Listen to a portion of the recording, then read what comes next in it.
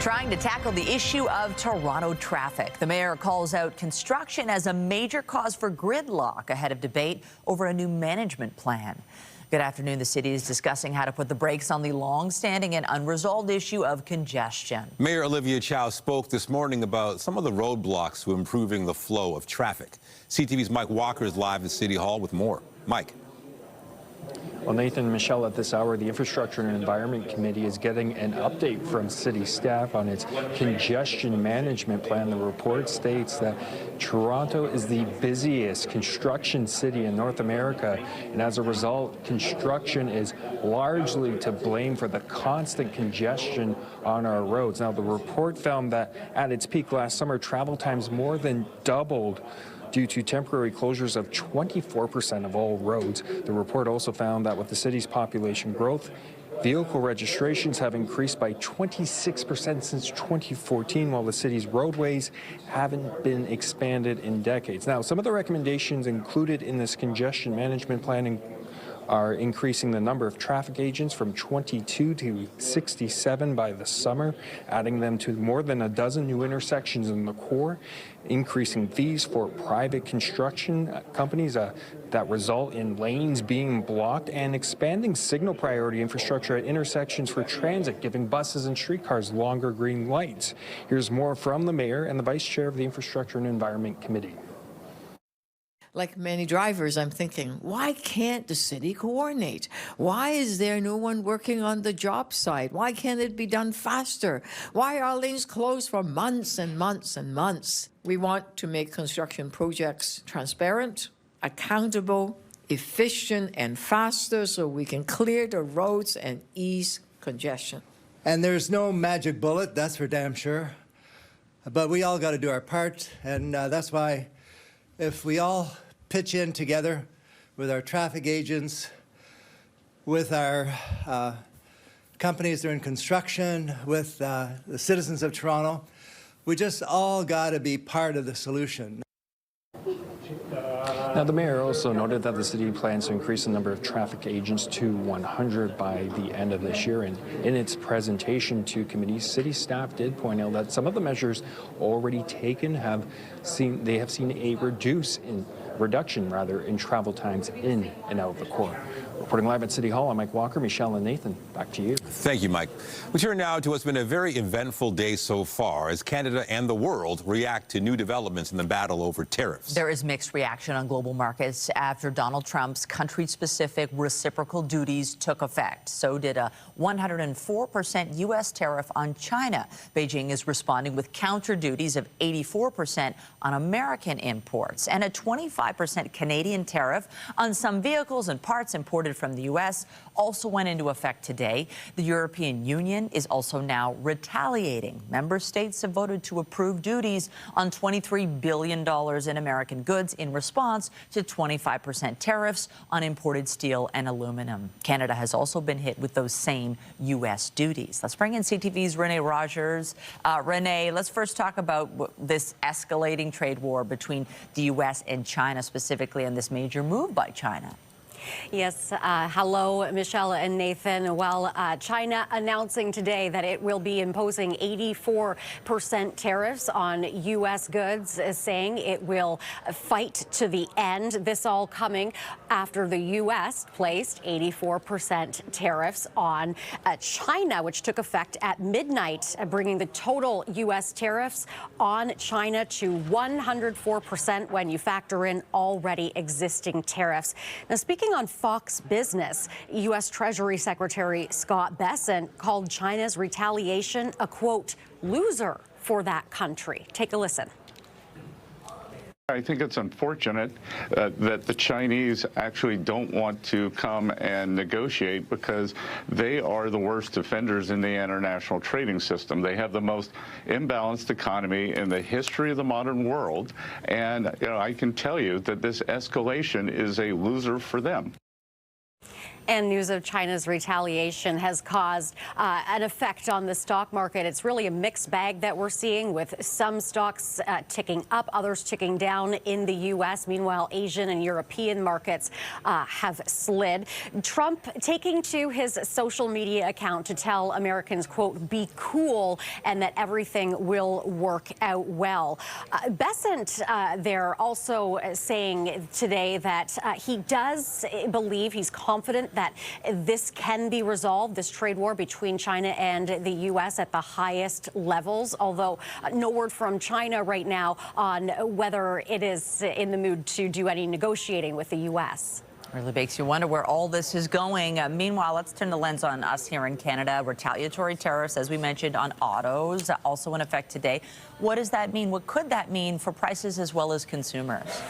Yep. Shortly after midnight, 25% tariffs on all non-CUSMA compliant vehicles being imported from the U.S. into Canada, as well as the non-Canadian and non-Mexican content of the vehicles that are compliant with CUSMA. And that, of course, in retaliation for the U.S. tariffs that went into effect on Canadian autos earlier this month. And if you're in the market for a vehicle, well, this is where you could really feel this when it comes to your wallet. Experts are saying this has the potential to raise auto prices here in Canada by anywhere from 15 to 25%. As for when that could happen, that is still a question mark. Now, this also threatens the more than 500,000 jobs here in Canada that do rely on the auto sector.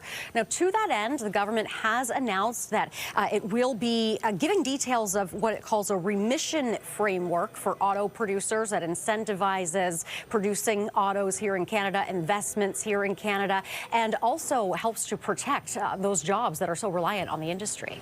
CTV's Renee Rogers live in the National Newsroom. Thank you. You're welcome. Meanwhile, during a speech last night, Donald Trump once again threatened to impose tariffs on yet another sector.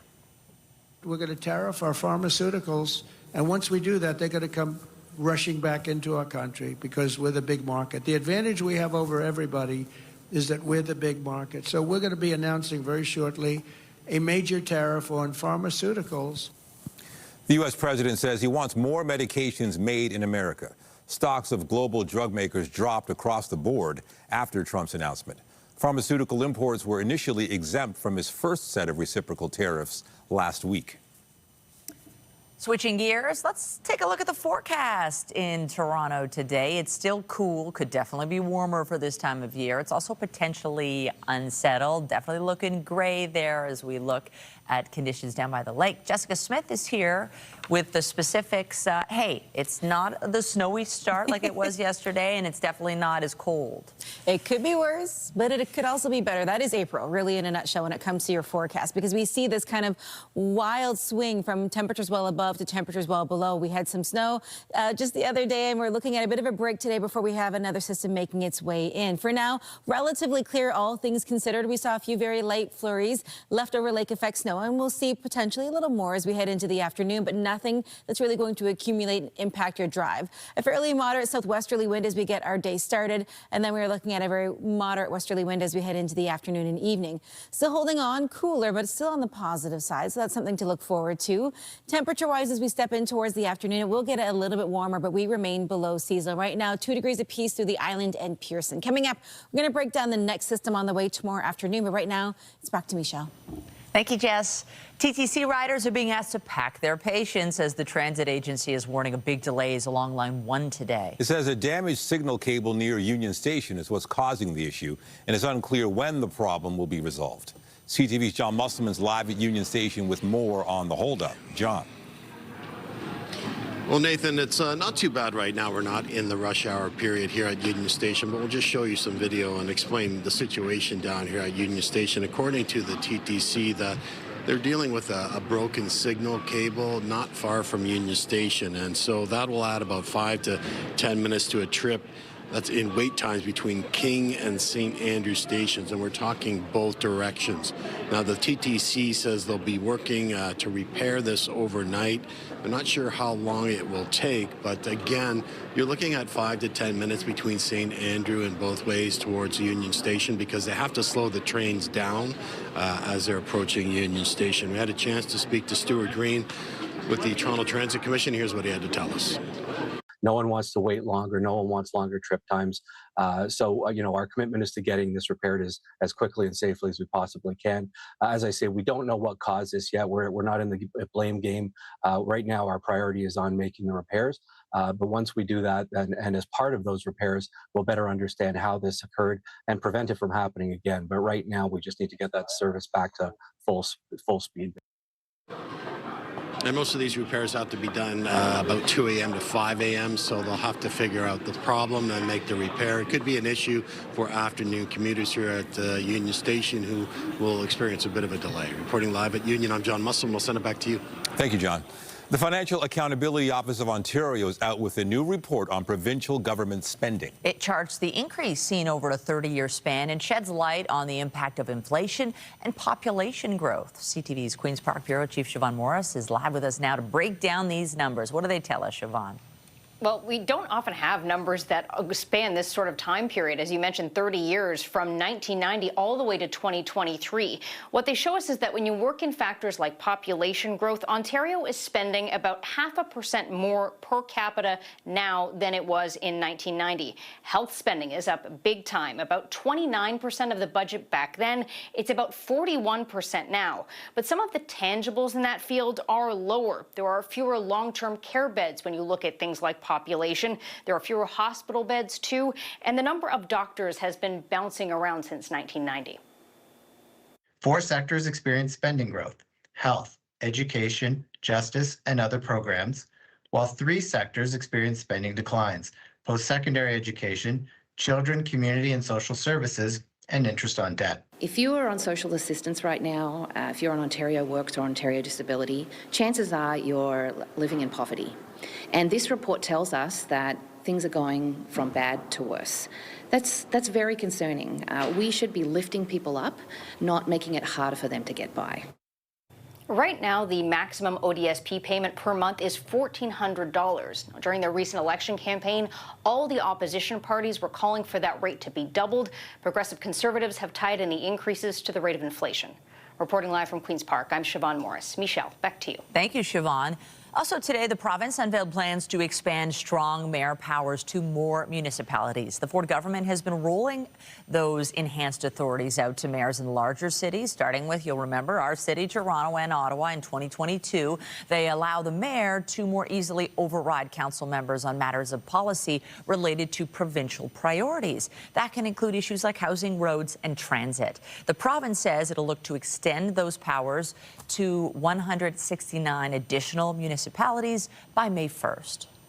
Canadians will cast ballots in the federal election in 19 days. For the latest on the campaign trail, we're joined by CTV's Scott Hurst. Scott, we're already at the halfway mark of this election campaign. What issues seem to be dominating?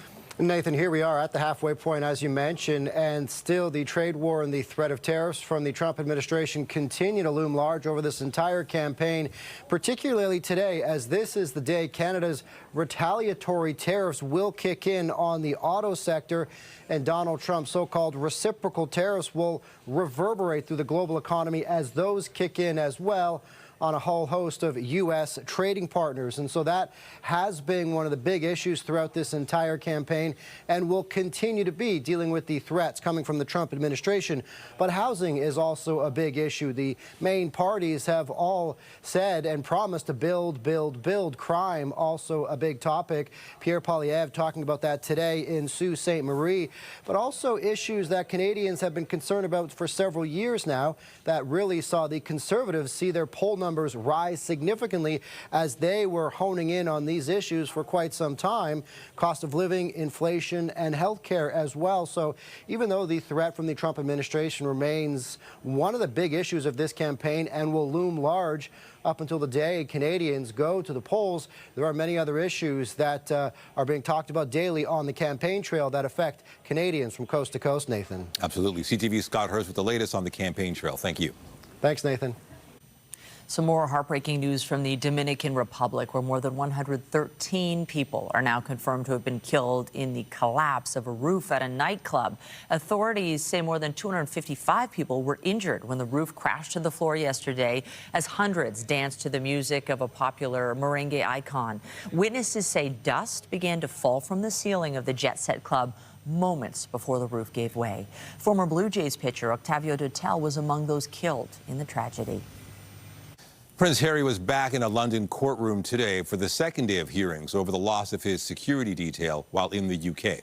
The Duke lost police bodyguards in 2020 after he stepped away from his role as a working royal and moved to the U.S. He claims he and his wife are endangered when visiting the UK because of hostility directed towards him and his wife on social media and through the tabloids.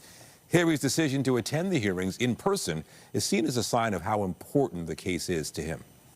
Meanwhile, King Charles met with Italy's Prime Minister today as he continues a state visit to the country.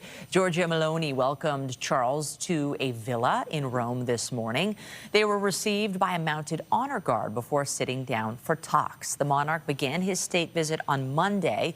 This trip is his first overseas journey since he was briefly hospitalized after experiencing side effects from a cancer treatment. The Toronto District School Board is celebrating International Day of Pink today. It is a day to highlight the importance of inclusivity and diversity. And this year, the school board is honoring the anniversary of the term Two-Spirit. CTV's Janice Goulding is live in North York this afternoon with the details. Janice. Hi, Michelle. Yes, a special presentation here at the Toronto District School Board's headquarters today as the board marked International Day of Pink with a slew of guest speakers and special performances.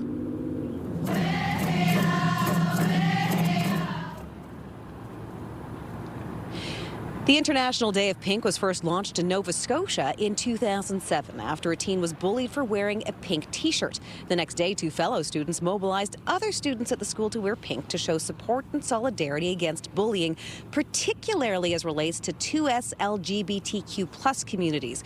Within days, the entire school took a stand, and now it is a day recognized and celebrated around the world every year on the second Wednesday of April. Now, today's theme at the TTSB, well, the board honored the 35th anniversary of the coining of the term Two-Spirit, which is used by some Indigenous North Americans to describe Native people who may embody both masculine and feminine spirits or a culturally distinct third gender.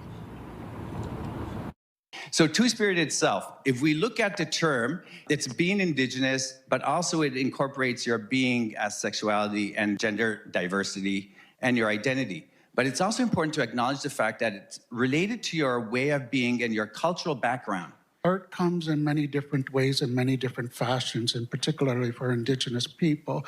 But what's most important for us as Indigenous, queer, Two-Spirit, Two-Heart people is that we continue to tell our stories, continue to allow people to witness our truth through whatever venue it is that we're telling our story or sharing our existence. There's a lot of work to be done to address homophobia, transphobia, and all other different forms of discrimination and exclusion that our 2S LGBTQIA+ communities face.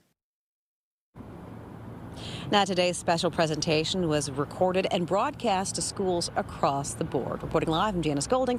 Now back to the desk. A little cold out there, but we are getting back to that more seasonal point as we head in towards the end of the week. This time of year, we should be around 10 or 11 degrees, and we are quite there, but that slow but steady climb continues as we head in towards your Thursday, Friday, and Saturday. We are going to see a daytime high today hovering right around 5-6 degrees. The winds will shift, so it'll add a little bit of freshness to the air, but hey, that little bit of sunshine makes all the difference. Still that slight chance of flurries as those winds change, but overall, it's a relatively dry day. Coming up, I'll have a full look at your long-range forecast, and we'll talk about the next system on the way Thursday afternoon. Those details after the break.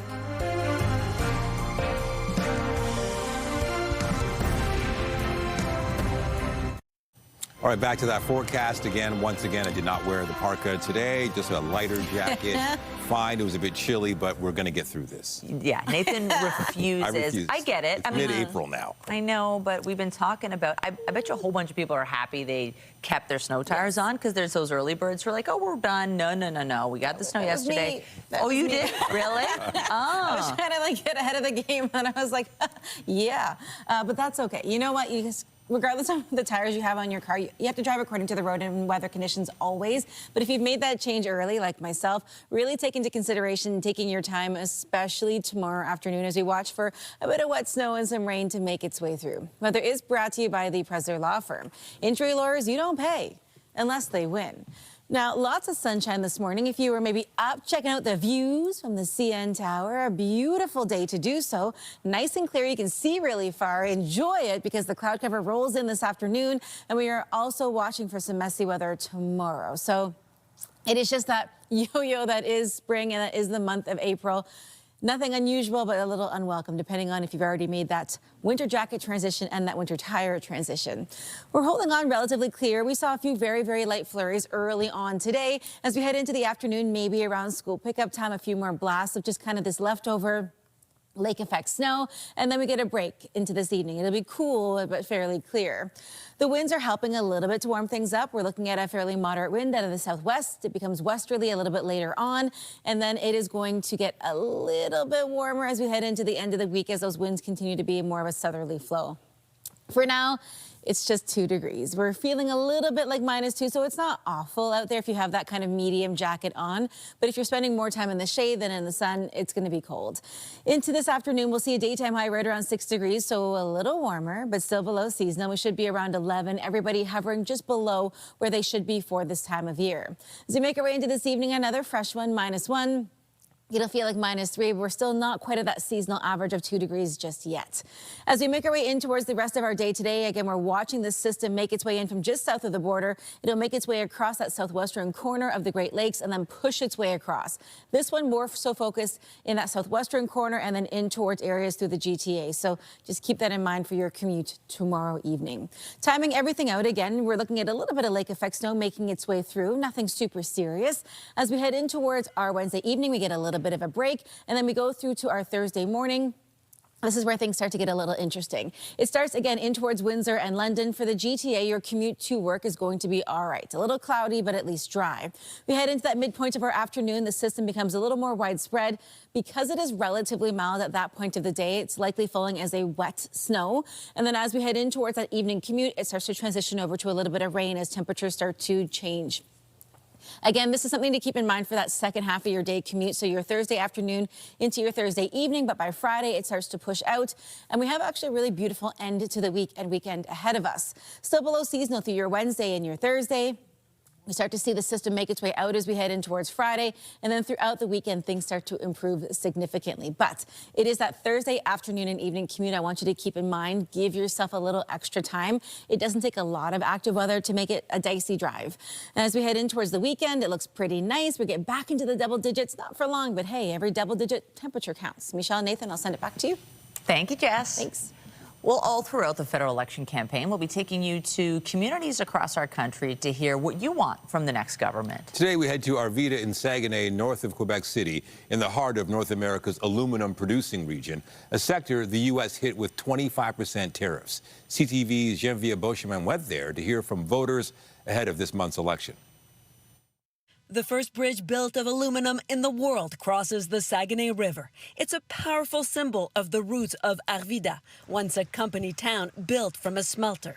It's beautiful. Arvida is now a National Historic Site of Canada, with its 270 homes built for aluminum plant workers in just 135 days, and that was nearly a century ago.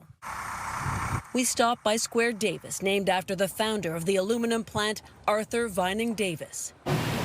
At the local coffee shop, we found Pierre Quentin catching up on news. The retired teacher says he's concerned about the environment, but in the face of pressing concerns about tariffs and the economy, that has been swept aside. 2 doors down, Rémi Simard was picking up a bike he had repaired. I like Canada. I crossed Canada in a bike. Yeah. Long time ago? In 2010. 2010, so coast to coast? Coast to coast. Wow. It took 75 days, 7,500 kilometers.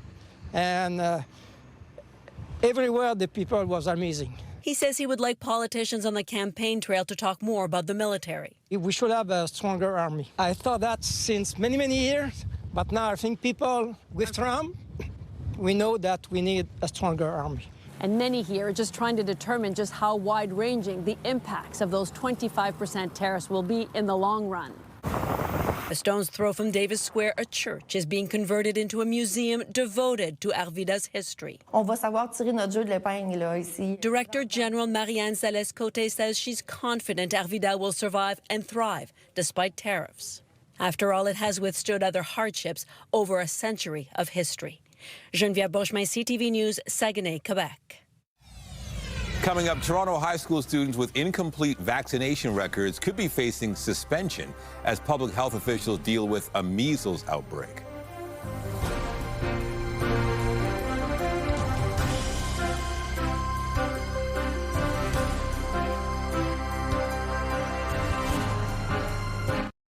Suspensions have begun for high school students across Toronto who don't have updated vaccination records. It comes as public health officials crack down on immunization requirements as they deal with a measles outbreak. CTV's Scott Lightfoot reports. Today, Toronto Public Health says it is issuing active suspension orders at 21 high schools across the city at issue vaccination records that are not up to date. Among these 21 schools, about 1,300 students were initially assessed, and 87% have been caught up compared to less than 25% when we started this in January. 173 students who still aren't in compliance will be issued 20-day suspensions. To return to school, the students need to update their records, get vaccinated, or provide a valid exemption. No one is being forced to be vaccinated, but you do need to comply with the law. Public health officials say current grade 11 students have lower vaccination rates due to school-based vaccination opportunities that were not available during the pandemic. Often they're going to need a tetanus, diphtheria, pertussis vaccine. And now we did see pertussis increase in Toronto last year. And they also need that meningococcal vaccine. Those are often boosters that are given in adolescence. But it also includes like the measles, mumps, rubella vaccine. And we have certainly seen over 600 cases of measles just occur in Ontario, which is 6 times more than we've seen in the past 11 years. So these diseases are still there. They are still a threat to coming into our schools and causing outbreaks. The actions come in the middle of a series of measles outbreaks across the U.S. and southwestern Ontario. The state of New York has now added Ontario to a travel advisory warning its citizens about measles cases and reminding them about the benefits of vaccination against the virus. You know, we have people that are hospitalized. There's some people in the intensive care unit. This is not a benign condition. And so, you know, we have these safe, effective vaccines we've been using for a long time. And it's just really important to have those ongoing conversations so that anybody that has questions or concerns, we can address them. And hopefully, as a society, we can all come together and get vaccinated. Scott Lightfoot, CTV News. Meta is planning more changes to how younger users are able to access its social media platforms. Instagram requires users to be at least 13 years old, and the service has been rolling out teen accounts with more limits on activity, especially for those under the age of 16. Meta says those teen accounts will soon be prohibited from broadcasting live without parental permission. A setting that automatically blurs potential nude images in direct messages will also stay on by default, unless parents agree to disable it. Meta says teen account settings will be available on Facebook and Messenger as well. Some big news for GO train riders on the Lakeshore West Line. The province has completed construction at West Harbour GO, connecting it to the main rail line. This means commuters in St. Catharines and Niagara Falls will soon save up to 15 minutes per trip. In addition, all trains traveling to and from Niagara Falls, including weekend and off-peak trips, will soon stop at the West Harbour GO station. The station previously had a dead-end track, and that means trains had to back into and out of West Harbour GO before heading east or west. Service is expected to start in the coming weeks. This comes as anticipation grows for the potential opening of the Eglinton Crosstown. Metrolinx still just won't tell us whether or not it really is happening. From what I'm hearing from people working on the ground, they're confident, but would I ever be crazy enough to announce that I absolutely know it's going to open in September, given their track record? Of course not. Still, Councillor Josh Matlow says he has heard about a potential September opening date from certain sources. Originally slated to open in 2020, the crosstown is at least $1 billion over budget. Metrolinx interim CEO said the line will open sometime in 2025. Premier and the Minister gave me a very clear mandate, and that was to open the Eglinton Crosstown when it was safe and reliable to do so. Those comments came as crews have begun tunneling the final underground stretch of the future Eglinton Crosstown West Extension. It's slated to connect to the East-West LRT at Mount Dennis Station. Now more than ever, Canadians need to know where our leaders stand. Tariffs, job security, sovereignty, an election like never before. Now more than ever, CTV News delivers a Canadian voice with perspective that cuts through the clutter, focusing on the stories that affect us all, connecting you to Canada's most trusted news wherever you are. CTV News, now more than ever. Apparel company Roots says it's not expecting a direct impact on its business from U.S. tariffs, but it's watching for side effects. The retailer says fourth quarter sales were up year over year, but the company still faced a $21.7 million loss for the period. That was thanks in part to a $50 million charge Roots listed as an accounting adjustment. Either way, Chief Executive Megan Roach says the company has a relatively small business in the U.S. and isn't concerned about increased trade barriers on that front. She added that Roots might actually benefit from increased buy Canadian sentiments, although consumer confidence may slow overall. And today, Delta Airlines pulled its 2025 financial guidance. The air carrier says broad economic uncertainty around global trade has led to slower growth. Bookings have been down across the travel sector as the U.S. tariffs disrupt expectations for a busier year for airlines. CEO Ed Bastian said Delta is scaling back plans for capacity growth in the second half of this year, even after first quarter revenue beat Wall Street estimates. We all know we have to be on guard against fraudulent emails, texts, and phone calls from scammers trying to get our personal information. Chances are you've had a scam phone call before, but in case you haven't, or it's been a while, CTV's Pat Foran recently got one and hit the record button. Many people buy things from Amazon, so one of the most popular scams criminals use is impersonating Amazon employees. Usually they pretend you have an expensive order on your account that you didn't make. I got a call from someone that said my credit card had been compromised and I needed to act immediately. Thank you for reaching Amazon. This is Kevin. How can I help you? I got a call saying there's something wrong with my Amazon card. I think it said I ordered an iPhone, but I didn't do that. Then they said they needed my personal information and a verification code they sent to my phone. Right now, I'm going to send you the 6-digit verification code into your text message. I don't think I'm supposed to give out codes that are sent to me. I'm supposed to verify that code first, right? That is the main reason I have sent you the code. Eventually, I told him what I thought of his call. Yeah, I think you're a scammer. All right, you are. You are. Hello? Once the hackers are able to gain access to the account, then they're able to essentially make purchases and have them shipped to different locations. Cybersecurity expert Ritesh Kotak says criminals are looking to hack into your accounts and may already have harvested some of your information from the dark web.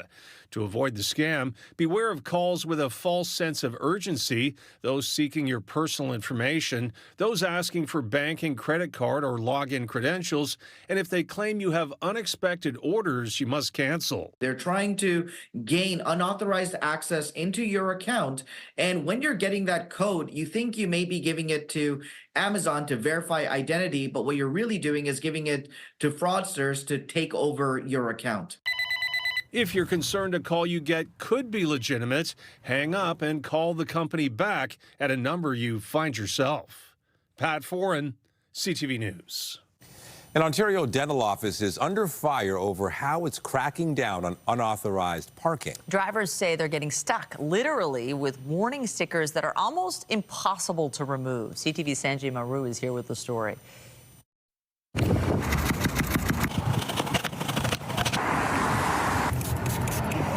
It's a video which has garnered quite the attention on social media. A driver trying to remove a sticker that was placed on his car. Why it was put there, obvious from the video, but it's how difficult it is to remove that's raising eyebrows. We had to walk to Dollarama and get alcohol, and we got ice scrapers and things like that. And even after 30 minutes of scraping it, it barely came off.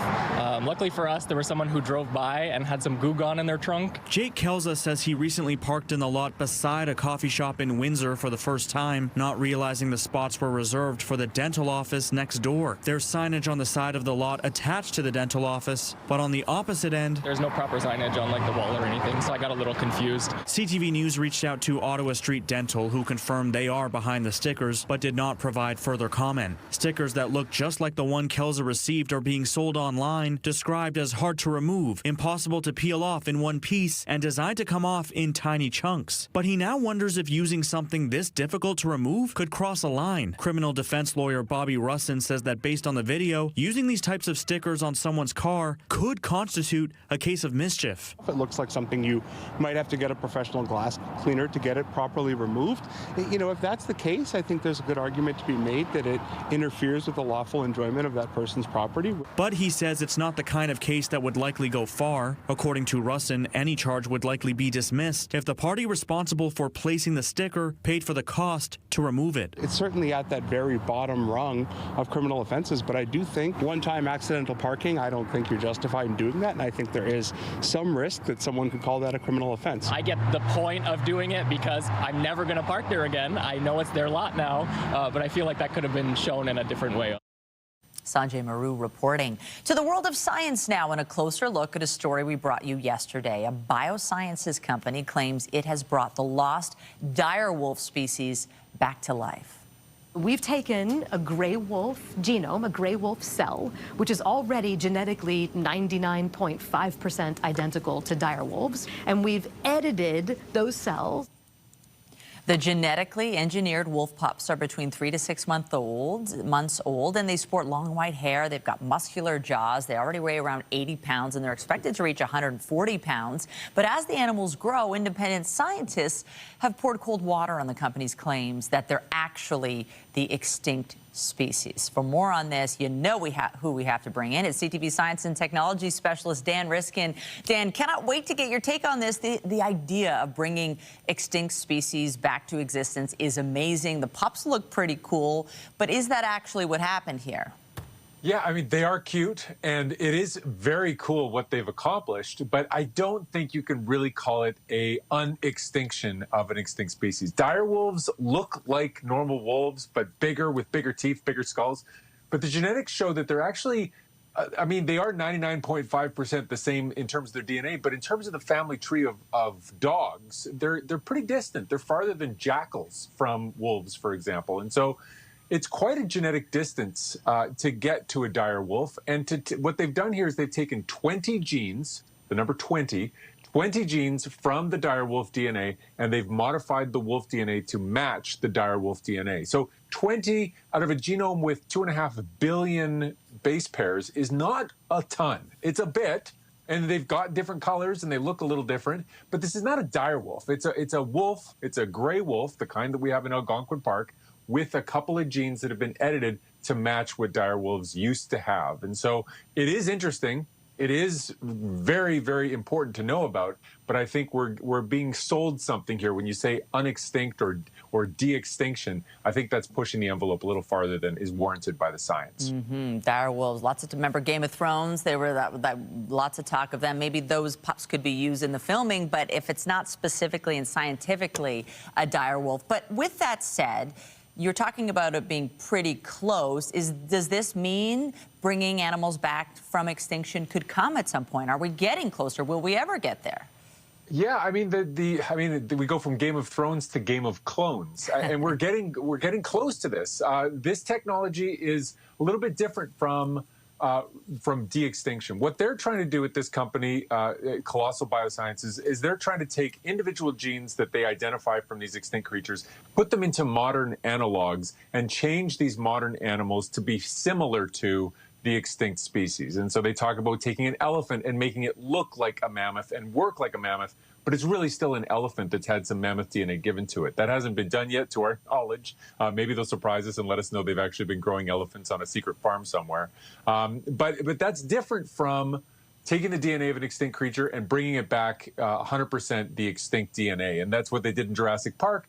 And it seems like, impossible, but they've done that technology by cloning black-footed ferrets that have died and then making clones of those and bringing those to life. So there is a path forward for de-extinction. This isn't necessarily how that's going to happen, but it's a very cool result and very interesting to know about. And very cute. Any sense of what happens to these wolves now? Well, they've got them at a facility. They've got 3 of them. I can't imagine they won't try to start breeding them to see if they can start a population. I'm most curious to see what their behavior looks like. Do they howl like normal wolves? Do they have different hunting preferences? How do they digest different foods? There's a lot to learn here. It's going to be really neat. CTV Science and Tech Specialist Dan Riskin, grateful to bring you in on this one. Thank you. Yeah, thank you. To sports, the Blue Jays will go for a 3rd straight win as they continue their series in Boston tonight. Springer lifts one left center field. Well hit. And gone! George Springer started a big inning for the Jays last night with a solo home run in the 6th. They scored 4 runs in the inning and added 2 more in the 8th on their way to a 6-1 victory. Starter Easton Lucas held the Red Sox to 3 hits over 5 1/3. Kevin Gausman starts tonight. First pitch is at 6:45. Jonathan Mobo. The Raptors will play their final home game of the season tonight against the Hornets. Toronto is 17-23 at Scotiabank Arena, but the team has just 12 wins on the road this season. The Raptors finish off their season this week with games against Dallas and San Antonio. Tip-off for tonight is at 7:30. John Tavares goes in and shoots, scores! The Maple Leafs are looking for a 5th straight win when they took on the Florida Panthers last night. John Tavares got the Leafs on the board with a goal in the 2nd period, and that would be all the scoring they could muster as they ended up losing the game 3-1. The Leafs are back on the ice to take on the Tampa Bay Lightning tonight. Puck drop is set for just after 7. Coming up, CTV's Andrea Case got an exclusive early look at a Tony and Pulitzer Prize-winning musical coming to the Toronto stage. We'll have the details when we return.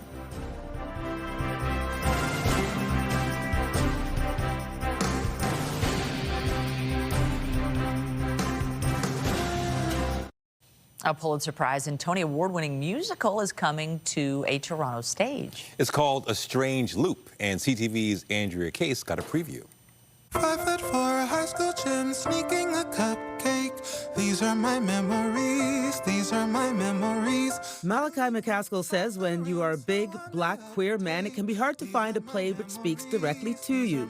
But that's what the North Carolina theater student found when he first listened to the cast recording of the musical A Strange Loop. I remember just sobbing after listening to the whole Broadway track, and I knew from that moment that I would be playing that role. While studying for a Bachelor of Fine Arts degree, he was cast to play the lead role of Usher in the first touring production of the Tony Award and Pulitzer Prize winning play in San Francisco. And now he's taking on the role again in Soul Pepper's Canadian premiere. Directed by Montreal-born and now Toronto resident Ray Hogg. So Usher is a fat, black, queer writer who's writing a musical about a fat, black, queer writer who's writing a musical about a fat, black, queer writer, and you see the strange loop. He comes from a religious family from Detroit, and he's highly educated, has a master's degree from NYU, and his parents want him to pay them back by writing a Tyler Perry-style gospel play, which to Usher is just the worst. We see him go through this process of writing this show, all while figuring out who he is within this very convoluted intersectionality of what his identity is. In the world of entertainment, it's hard to avoid the American influence. After all, Strange Loop is no different. It's written by an American and stars an American. But director Ray Hogg says that this is very much a Canadian production. This is absolutely one of those shop local Canadian productions. Our entire team is Canadian. All of the conceiving creatively of the show, from my direction, Rodney Diverlis's choreography, our entire design team.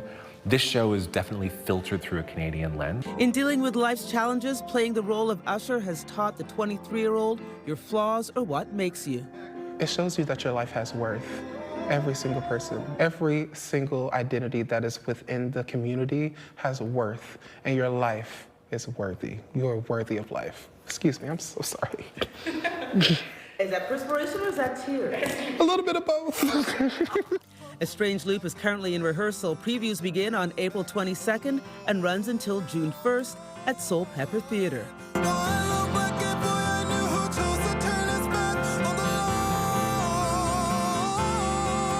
Andrea Case, CTV News. All right, one last look at the forecast. We're hoping eventually temperatures go up. I hope we're singing in a different tune by soon enough. Saturday. Yay! It is just that kind of battleground between cold and warm air as we get into this really transitional point of the year. So we are going to feel a little warmer today, but we don't really transition back to a much more seasonal point until we head in towards the end of the week and the weekend. But we are so close to the finale, which is, I guess, Friday for some people, depending on when your week ends. We still had a little bit of lake effect snow early on this morning. There might just be a few light flakes this afternoon, but overall, we're holding on to a fairly clear day. 2 degrees right now, but it feels like -2. That chill is still very much in the air. Now, the commute home tonight, not too bad, relatively clear, but that cloud cover will make it seem a little darker than it actually is. As we head into the day tomorrow, it starts off dry, but we see that messy weather roll in midday, just in time for that commute home, but it moves out for your Friday morning, and the weekend is looking to be pretty nice. So for your weekend plans, getting ready for maybe Easter, Passover, we're going to look at a pretty nice forecast. All right, good to hear. Thanks, Jess. And that is CTV News at noon. Remember, you can get Toronto's breaking news all day long on CP24 and at ctvnewstoronto.ca. For Jessica Smith and the whole team here, have a pleasant afternoon. I'm Michelle Dubé. And I'm Nathan Downer. Be sure to join us later for CTV News at 5 and 6.